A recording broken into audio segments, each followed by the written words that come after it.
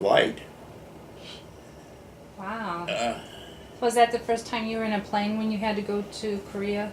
yeah, when I flew from, no, our science teacher, he got us all the seniors together, and for $5, there's just, this was right after World War II, and there was three people, two were pilots in the service, and one guy owned a plane, and the three of them planes took us up, took turns for $5, took and flew us up and around Delhi from Crescent, where the airport was. Nice. And it's only 3 miles from Delhi.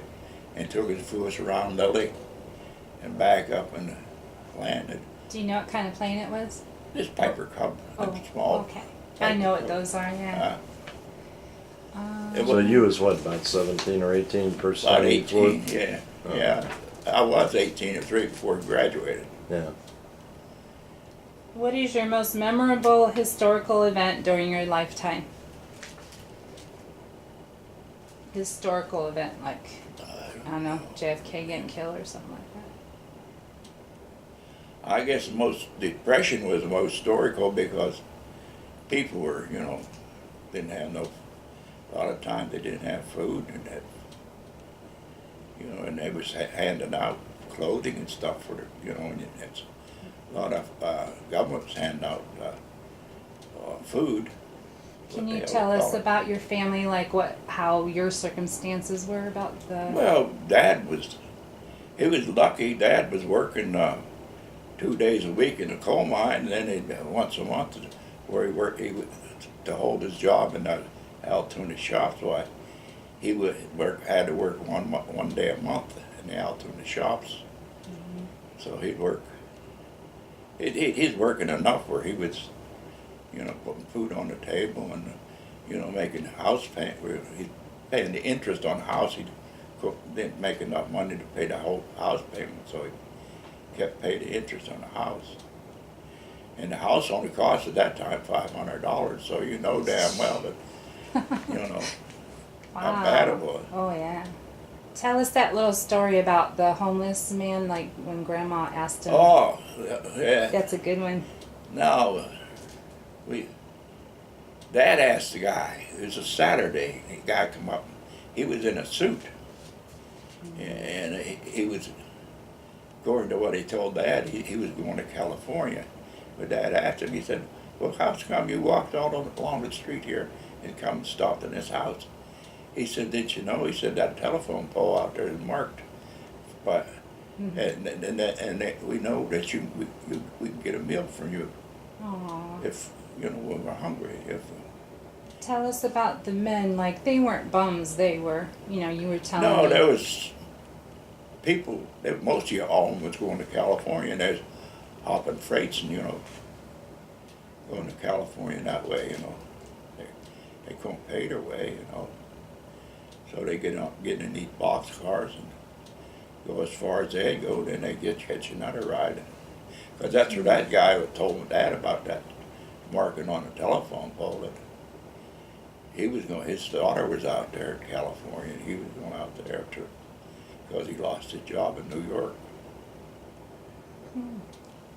With the I'm Because sorry. there was a lot of people lost their job and they had money, and they lost it when the stock market broke. Why, hell, someone was jumping out windows and that and everything else up there in New York because they lost everything.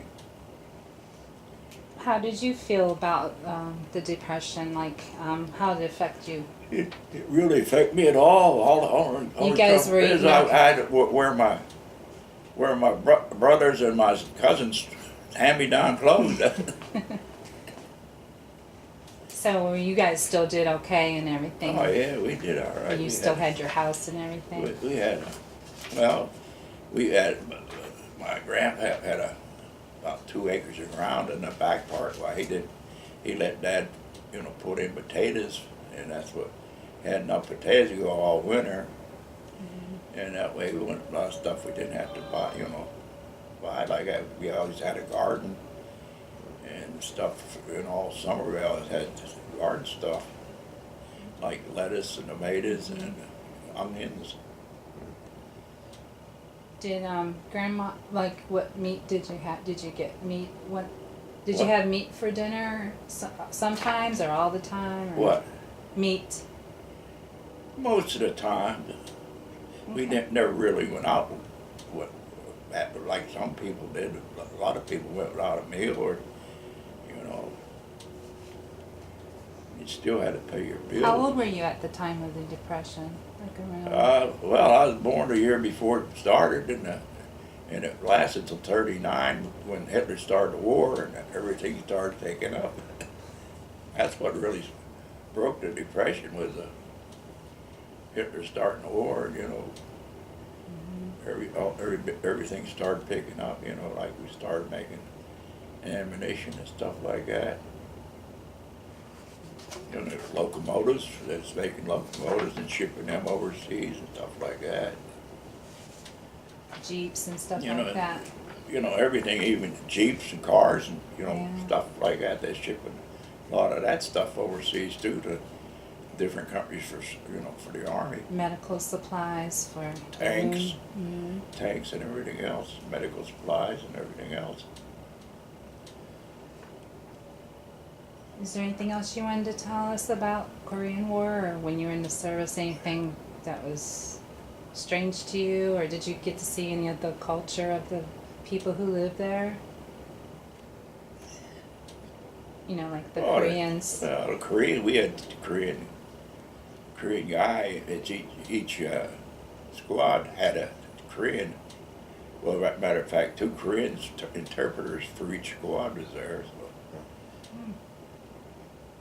they were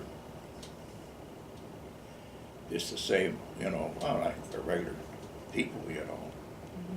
Only thing is, some spoke little English, not very much, but you know, they understood what we'd tell them, you know, or say to them.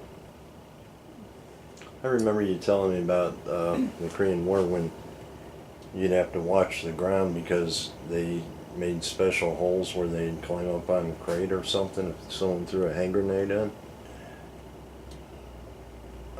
They can climb up on a crate where it wouldn't kill them. Oh, that, no, when they dug their foxhole, they just dug the hole down. Then at the bottom, they dig a little thing a little deeper than that hole was.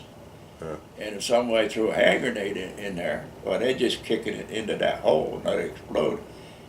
Most of the time, it might get their legs, but it wouldn't kill them, you know.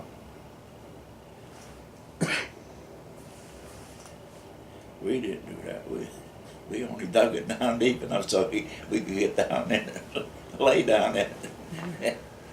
Yeah, but did the Koreans have like a line of people like you guys did, or did they just have like foxholes here or there, or What do you mean? where they stayed? You know, the Koreans, when they dug their foxhole, did they have like a line like you guys had, or did they just have it here or there? I don't tell you the truth. I don't know. Oh. I guess they did, but Oh. we would just going up, you know, like we'd go out until we get hit, and then we'd, you know, like we'd take a hill, then we'd dig in there, you know, what we'd take part of that hill or get it all, then we'd dig in and stay there for a while. Yeah.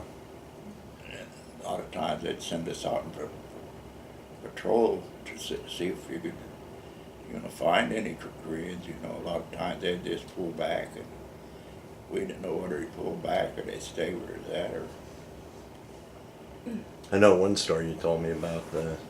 You climbed out of your foxhole. It was a full moon. You want to tell that one about the cat? oh, about the cat. Oh yeah, that was scared the hell out of me. Yeah, I dug a hole and I was sitting. It was out in the open field or open area, and down below, it was on like a hillside, and down below there's a Korean house, and there was like a U-shaped valley, little valley in there where he went in there and was farming it.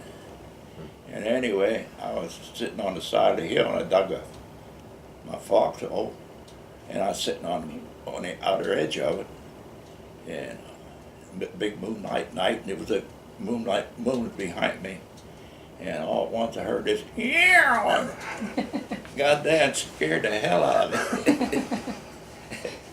And I jumped in my whole back and my whole thing of it. And here, then I was looking up over the hole, over the top of the hole, and I seen this cat go chase a rat back right there. I know another thing. You told me a story about the sergeant told you the people not to pick up a gun. Did you? Oh yeah, yeah. Did you We was out on patrol, you know,